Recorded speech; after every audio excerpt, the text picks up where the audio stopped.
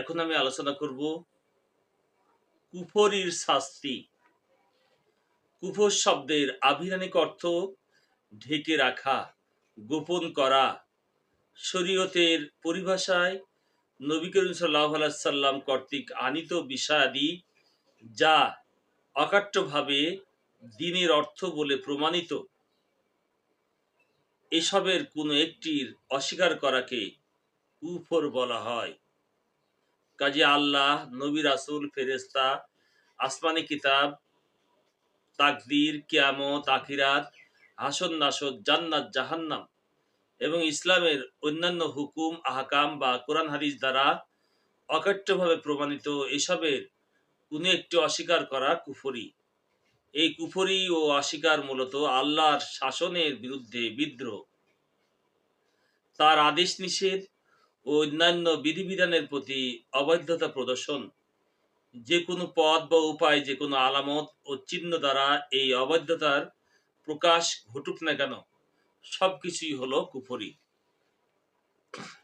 কুফরি যেমন জঘন্য অপরাধ, তেমনি তার শাস্তিও কঠোর।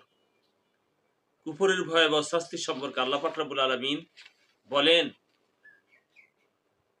নিশ্চয় যারা কুফরি করে এবং কাফের অবস্থায় মারা যায়, সে সমস্ত লোকের প্রতি আল্লাহর ফেরেশতাগণের এবং সমগ্র মানুষের লানত।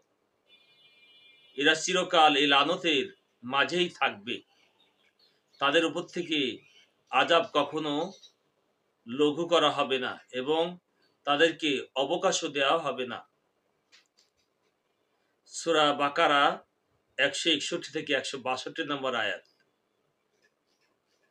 এছাড়াও আল্লাহ পাক বলছেন, যারা কুফরি করে তাদের জন্য প্রস্তুত করা হয়েছে আগুনের পোশাক, তাদের মাথার উপর ঢেলে দেওয়া হবে ফুটন্ত পানি, ফলে তাদের পেটে যা আছে তা এবং তাদের চামড়া গলে বের হয়ে যাবে এবং তাদের জন্য থাকবে লোহার হাতুড়ি। যখনই তারা যন্ত্রণায় কাতর হয়ে জাহান্নাম থেকে বের হতে চাইবে, তখনই তাদেরকে ফিরিয়ে দেওয়া হবে তাতে, এবং তাদেরকে বলা হবে, চেখে নাও দহন যন্ত্রণা। যারা কাফের, সূরা হজের 19 থেকে 22 নম্বর আয়াত।